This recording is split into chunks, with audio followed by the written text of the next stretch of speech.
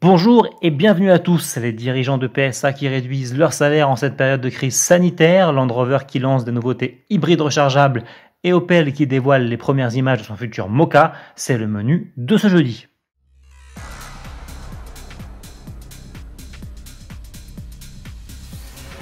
PSA continue de se mobiliser contre le coronavirus.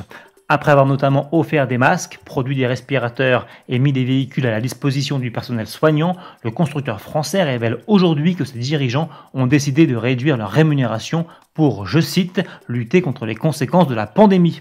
Le président du constructeur, Carlos Tavares, va ainsi réduire de 35% son salaire fixe cette année, alors que les 3 autres membres du directoire et le top 100 des managers de l'entreprise vont eux renoncer à une partie de leurs actions.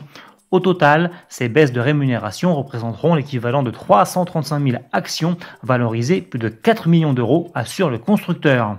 Cette somme sera récoltée au bénéfice de la fondation PSA afin de renforcer ses actions de lutte contre l'exclusion par défaut de mobilité, conclut la firme. Chapeau.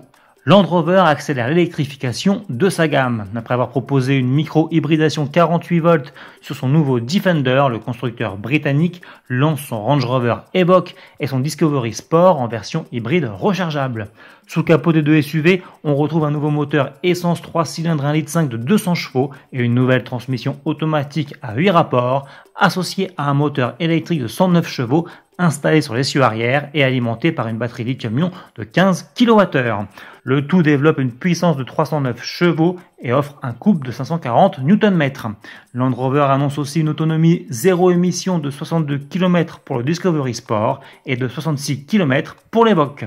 Dans les deux cas, la vitesse de pointe en électrique est limitée à 135 km/h. Regroupés sous le badge P300E, les deux modèles sont déjà disponibles à la commande. Comptez au minimum 50 450 € pour le Discovery Sport et 52 550 € pour le Range Rover Evoque. Pour finir, voici les toutes premières images du futur Opel Mokka. Le petit SUV apparaît encore camouflé et seulement de profil, mais on peut deviner des lignes plus robustes et un style plus affirmé que sur l'ancienne version, ce qui devrait rapprocher le modèle allemand de son cousin français, le nouveau Peugeot 2008.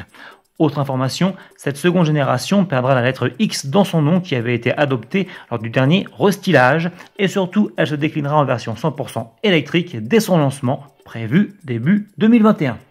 Avant que l'on ne se quitte, sachez qu'Autoplus vous donne rendez-vous ce jeudi 23 avril à 18 h sur sa page Facebook pour échanger avec ses journalistes en charge de la rubrique Nouveautés.